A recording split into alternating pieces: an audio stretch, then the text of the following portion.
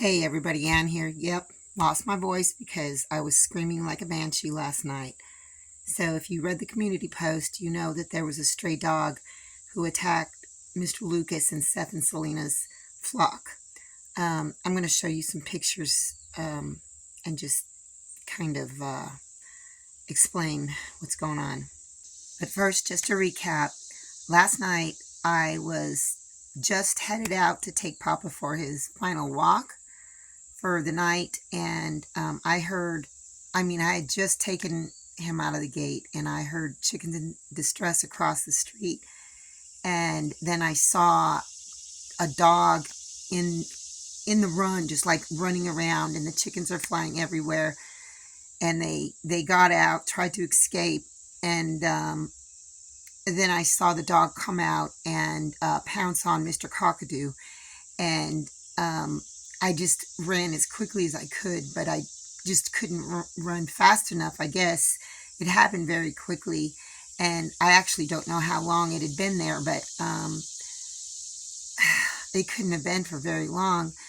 So I was able to get up basically almost to the dog, and all the while I'm screaming and crying for help. And then the dog went one way and Mr. Cockadoo went the other way. And then finally I was able to knock on their door, and Seth and Selena came out, and then we started looking for the chickens. They found Peaches, and she's with me right now. And here, let me just show you what I did last night. This is the best I could do. I didn't have any wrapping gauze, so that's just, there's a sterile gauze against her. There's some antibiotic ointment on it, and then I just made a bandage out of a doubled over paper towels and secured it with duct tape. It's not duct tape all the way around. I just wanted to keep the dressing on the back so that she doesn't, so that the flies don't get on it. She's got a little bit of food here. Now it's just time to say a prayer. And this is Peaches this morning. She had taken off the dressing, and it was on the floor of the kennel. So I went ahead and cleansed her wounds again, went antibiotic ointment, and just put that bordered gauze over it, hoping it'll stay at least until I can get a wrap. That is, if she even makes it. She can stand, and she's not breathing hard or heavy. She's not acting stressed, but I just don't know what the outcome's going to be. I honestly don't know if she's going to make it. I just don't know, you know. Their Barred Rock, who didn't seem injured last night, Seth went out and found her deceased on the roost. So she was one of the older chickens. If you remember, she's one of the ones that I gave them way, 3 years ago or so. So I don't know, it could have been her age and just that she got so stressed out over the incident, or maybe the dog pounced on her and she got internal injuries. I don't know. There was another chicken of their, I can't remember what they call them, but they're kind of like the buff, creamy colored ones, that got a lot of feathers tore off of her back, but the flesh wasn't broken.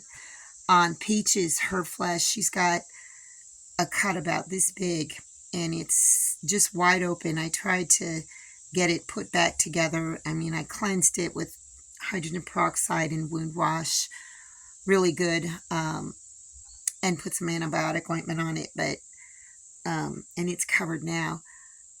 But I couldn't reapproximate it perfectly, so I don't know how she's going to do, but we're going to give her a chance. Mr. Cockadoo did make it back. I heard Romeo crowing at about 5 a.m. and it was still dark outside. And then Mr. Cockadoo across the street crowed back. And here's a couple pictures of the damage that he sustained. Mr. Cockadoo had the most beautiful tail feathers, very colorful, very full, and this dog just went after its backside and just tore it all out. I'm not sure if it's the top brownish chicken that got her back stripped, or if it's another one, but there was another one that had fresh, well, a plucking. She was missing most of her back feathers, but I think she's going to be okay. Seth and Selena just texted me and said they left me some stuff in my wagon. I ran out of chicken food last night, so when I took their chicken, I wanted to make sure I had a little bit of food for her. So I don't know what's in here. Oh my gosh. Oh my gosh. Look at this. A whole bag of chick starter grower. Oh, look at this. Chick grit. Oh, awesome. Absolutely perfect. This is exactly what I need. They've given me more stuff. See that? That's perfect. Alrighty, I'm going to get this up to the tiny house and try and redress that chicken's wound. I had taken some footage of Peach's back last night and took some photos, and I've decided I'm just not going to share those. You don't need to see them. Nobody needs to see it. It's alarming. And so she's just sitting over there. She's alert. It looks like she's trying to lay an egg. I don't know.